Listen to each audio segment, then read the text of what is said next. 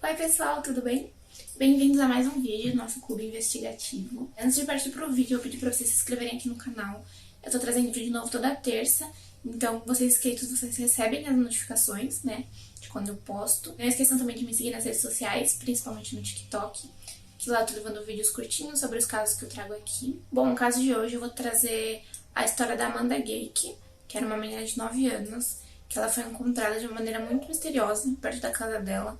E o suspeito era uma pessoa que estava perto de todo mundo e ninguém imaginava. Então, vem comigo saber mais sobre essa história.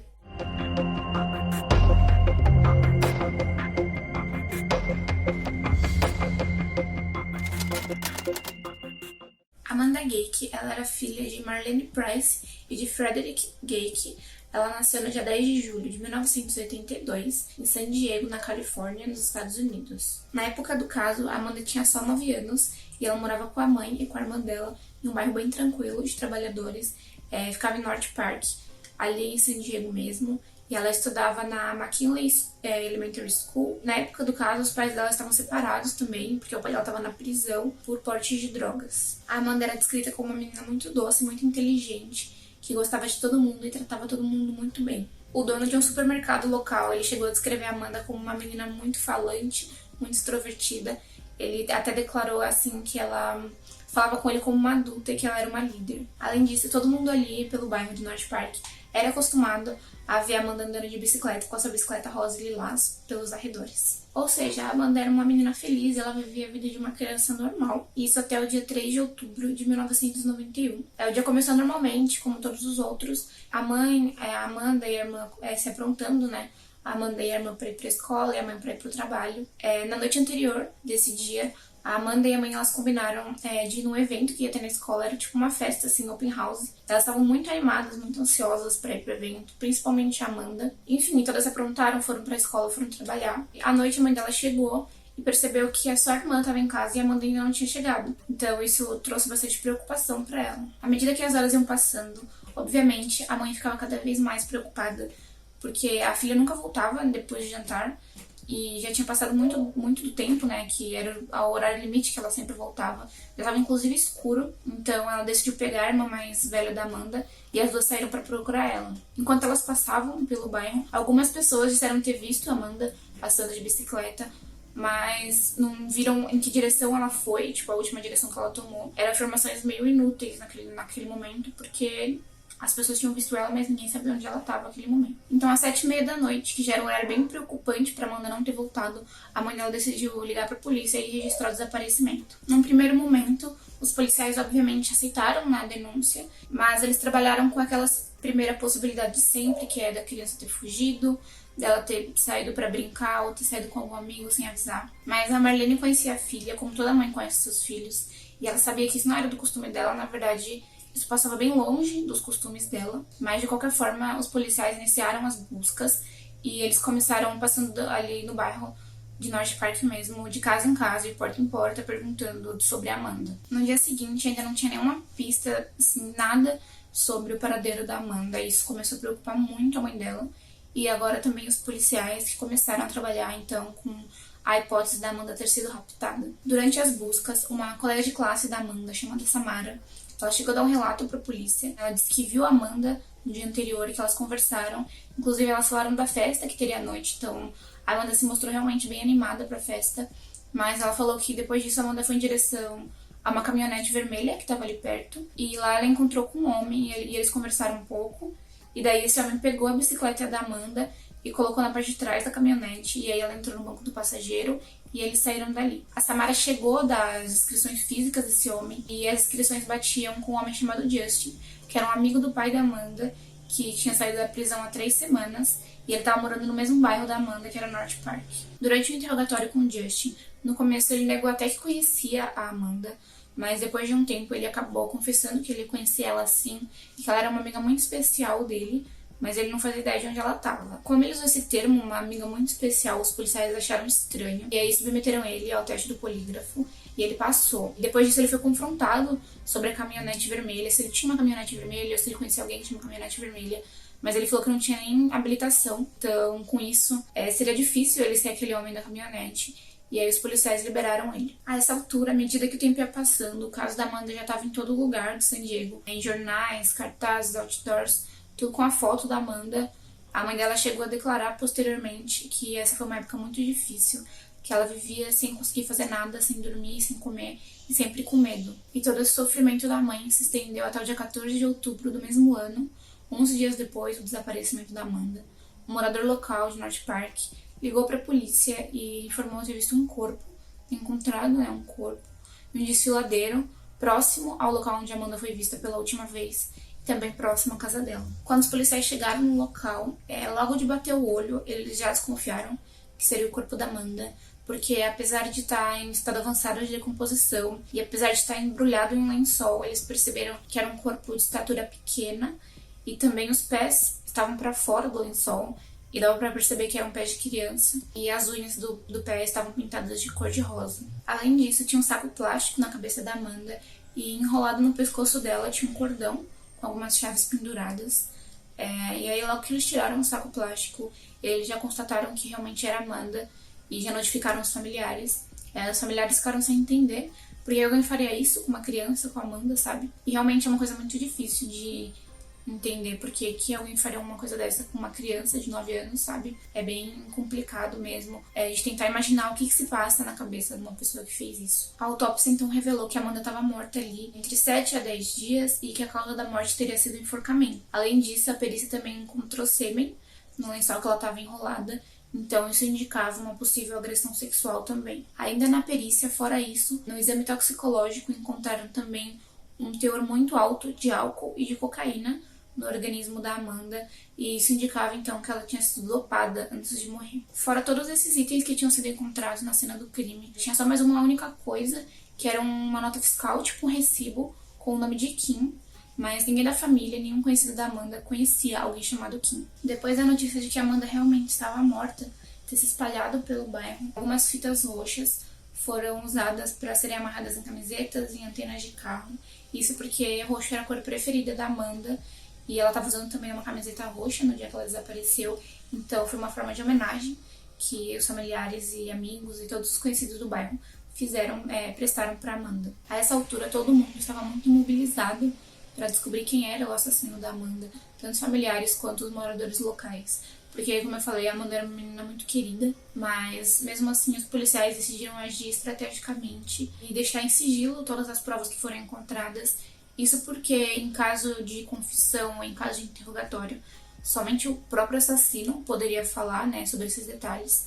Então, eles preferiram, de forma estratégica, deixar tudo isso entre eles e não passar muito para a mídia e também para os moradores locais. O tempo passou e o caso ficou 1 ano sem nenhum tipo de movimentação, até que uma amiga da Amanda que estudou com ela vivia no hospital psiquiátrico, essa amiga, e ela reviveu o caso contando para a enfermeira que ela tinha testemunhado o pai dela matando a Amanda. Inclusive, essa menina ela estava no hospital psiquiátrico por conta do pai dela, porque ele violentava ela.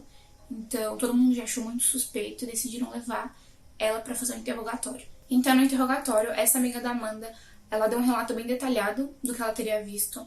Ela disse que viu o pai dela cortar o cabelo da Amanda e dar um tiro nela. Porém, nada disso batia com a cena do crime real, porque a Amanda não tinha o cabelo cortado e ela também não tinha nenhum ferimento à bala, não tinha nenhuma perfuração nem no corpo e nem na roupa. Mas, de qualquer forma, os policiais decidiram levar o pai dela para interrogatório. Submeteram ele também ao teste do polígrafo, que ele não passou. Então, eles decidiram passar ele pelo teste de DNA, testar o DNA dele com o DNA que tinha sido achado no corpo. Mas o resultado final indicou que ele não era culpado, Deu não compatível. Até hoje não se sabe por que essa amiga da Amanda inventou essa história. Talvez ela teria visto alguma outra coisa com alguma outra pessoa, ou alguma coisa que ela mesma tenha sofrido, não se sabe, Porque era uma menina muito traumatizada mesmo. Então, não faz muito sentido, mas ao mesmo tempo pode ser normal dentro de algum quadro que ela apresente, Algum quadro mental. De novo, os policiais voltaram a estaca zero. Eles não tinham nenhuma suspeita, nenhuma pista concreta para chegar até o assassino da Amanda. E isso se estendeu até o dia 28 de maio de 1996, quando um membro de uma gangue asiática pediu para falar com os policiais sobre o desaparecimento da Amanda. Esse homem acusa, então, de ter matado a Amanda um outro homem chamado David Webb King, que na época do caso tinha 16 anos. Inclusive, quando eu falei que os policiais foram fazer aquela busca de porta em porta, eles foram até a casa do David e ele disse ter visto a Amanda, assim, passando de bicicleta, mas ele não viu em que direção ela teria ido depois. Então esse homem, né, dessa gangue que tinha sido disponibilizado para contar a história, ele começou a contar para os policiais a história com muitos detalhes, inclusive aqueles detalhes que estavam em sigilo, né, com os policiais, que eles tinham preferido não divulgar para mídia e para os moradores, justamente para uma situação como essa. Mas esse homem disse que só contaria toda a história se a pena dele de roubo fosse diminuída. Então ele estava meio ali atrás de um acordo. E ele contou também nesse relato dele que o David já tinha até mostrado o corpo da Amanda para ele na época do ocorrido. O David era uma pessoa normal, não se tem muito histórico sobre ele, mas ele foi descrito pelos vizinhos e pelos familiares como uma pessoa calma, tranquila, sem histórico de violência. E na época do ocorrido ele era um vizinho bem próximo da casa da Amanda, ele morava bem perto da casa dela. Então era uma pessoa que estava ali no cotidiano de todo mundo, mais acima de qualquer suspeita. Agora que os policiais tinham reaberto o caso, eles lembraram daquela notinha fiscal, daquele recibo, com o nome de Kim, e eles associaram ao David porque o sobrenome dele era Kim e o nome da mãe dele também era Kim. Então levaram ele para interrogatório e ele simplesmente negou qualquer envolvimento no caso da Amanda. Mesmo o David tendo negado, né, o envolvimento no caso, já tinha outro grupo de investigadores que estava na casa dele com mandado de busca e eles estavam procurando algo que fosse parecido com aquele lençol que foi usado para embrulhar a Amanda. E eles abriram, né, todos os armários. Em um desses armários eles encontraram um par de fronhas que era do mesmo conjunto do lençol que ela tinha sido encontrada. E nessa mesma hora eles já se tocaram que realmente era ele. E aí eles ligaram na delegacia onde ele estava sendo interrogado e falaram para os policiais que estavam interrogando ele que eles tinham achado esse par de fronhas que era do mesmo conjunto. Os policiais decidiram usar isso para confrontar, né, o David. E então, com essa prova, né, ele acabou confessando o crime. Então, o David contou o que aconteceu aquele dia. Ele falou que ele estava do lado de fora da casa dele, regando o jardim com uma mangueira, e a Amanda passou ali de bicicleta, e ele acabou molhando ela com a mangueira, e ela ficou encharcada. Naquela hora ela ficou com muito medo de voltar para casa, da mãe dela brigar, porque ela estava molhada, e elas tinham combinado de ir naquela festa. Então ele convidou ela para entrar na casa dele, disse que ele secaria as roupas dela na secadora, e aí depois ela poderia ir embora tranquilamente, e a mãe dela não iria brigar com ela. Então a Amanda, que era só uma criança, acabou aceitando o convite. Então ela chegou lá na casa dele e ficou enrolada numa toalha, sentadinha na sala esperando ele voltar com as roupas. Mas ele voltou com um copo, com uma bebida, e forçou a Amanda a beber. Nesse copo estava o vinho e a cocaína diluída para dopar a Amanda. Já dopada, depois de ter bebido todo aquele copo que o David levou e forçou ela a beber, a Amanda ficou totalmente inconsciente, sem capacidade nenhuma de reagir. Então, de uma forma muito covarde, ela foi agredida, amarrada e amordaçada. Para que ninguém nem desconfiasse que ela estava ali, o David deixou ela amarrada e dopada embaixo da cama por 2 dias. Inclusive, naquela primeira busca que os policiais fizeram de porta em porta, perguntando sobre a Amanda. Inclusive, essa busca eu já tô citando aqui pela 3ª vez, porque esse tipo de busca, essas primeiras horas, são realmente muito importantes para casos como esse de desaparecimento, principalmente de crianças, que eles tinham ido até a casa do David e ele falou que viu a Amanda até passando ali na frente, mas não viu em que direção ela foi. Nesse momento, a Amanda estava amarrada e dopada embaixo da cama dele. Então, é bem difícil a gente pensar que talvez, se outra pessoa tivesse visto, se tivesse sido investigado mais a fundo, de repente alguma câmera por ali, algum carro que tenha passado, que tenha visto a Amanda entrando na casa dele, ou se tivessem feito buscas mais profundas de casa em casa, de repente, talvez ela pudesse ter sido encontrada e tudo isso teria sido evitado. O David contou, então, que durante o tempo que a Amanda estava lá, ele amarrou uma meia de nylon no pescoço dela, ele ia apertando com o passar do tempo, até chegar um momento que ele foi olhar e ela tinha parado de respirar. Então ele falou que depois de ter percebido que a Amanda estava morta, ele pegou o corpo e enrolou no lençol da cama dele, colocou aquele saco plástico na cabeça dela e enrolou com cordão de chaves. E depois disso ele levou o corpo até o desfiladeiro e deixou lá. Então os policiais fizeram um teste de DNA com o DNA que tinha sido encontrado no corpo da Amanda, com o DNA do David, e o resultado foi compatível. Então, depois de 6 anos, sem nenhuma pista, sem nenhuma direção concreta, finalmente o assassino da Amanda tinha sido encontrado. Então, o David foi preso. Ele não chegou a ir para julgamento, porque antes disso ele já se declarou culpado, né, das acusações de tortura, sequestro, estupro e assassinato. Além disso, ele abriu mão também de qualquer tentativa de apelação, então ele foi condenado a 2 sentenças de prisão perpétua consecutivas, sem qualquer possibilidade de liberdade condicional. Então é isso, pessoal, esse foi o caso de hoje. Esse é um caso que eu considero muito chocante e muito triste também, óbvio, porque a Amanda era só uma criança de 9 anos, sabe? E o David era o vizinho dela. Na época também era uma criança de 16 anos e era uma criança que todo mundo conhecia, mas ao mesmo tempo não, né? Porque acho que ninguém imaginava que ele faria aquilo, porque ele não tinha nenhum histórico, né, de violência. Então não se sabe se ele planejou isso ou se ele só aproveitou da oportunidade da Amanda ter aceitado o convite dele aquele dia. Então, quem sabe se ele não tivesse pego, ele não teria feito isso com outras pessoas depois, né? Ou não. Mas eu acredito que sim, porque acho que se ele teve a capacidade de fazer isso uma vez e não foi pego, então acho que isso abriu bastante margem pra que ele faça de novo, né? Por ter tido essa impunidade, enfim. Então é isso, eu espero que vocês tenham gostado da pesquisa. Deixem aqui nos comentários o que vocês acharam desse caso. Deixem também sugestões para outros vídeos. Não esqueçam de deixar o seu gostei também e se inscrever aqui no canal. Eu vejo que tem bastante gente que assiste os vídeos e ainda não tá inscrito. Então se inscreve aqui que vocês recebem as notificações. E é isso, até o próximo vídeo.